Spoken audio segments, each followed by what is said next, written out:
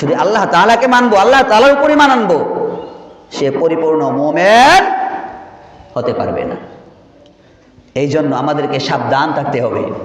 এই ফিতনাগুলো যে আল্লাহ নবী সাল্লাল্লাহু আলাইহি সাল্লাম বলেছেন, আখির জামানার ফিতনাগুলো এমন ভাবে আসবে, জ্বলন্ত আঙ্গার হাতের মুঠোয় রাখা যত কঠিন না হবে, আমার আর আপনার ঈমান রাখা এর থেকে 1000 গুণ বেশি কঠিন হবে।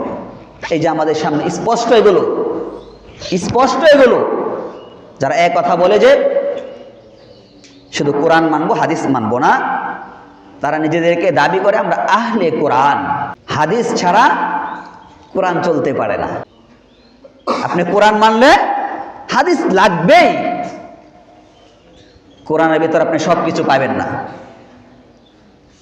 আমরা শরীয়তের উপর যদি চলতে চাই, কোরআনের ভেতর 100% সবকিছু আমরা পাবো না।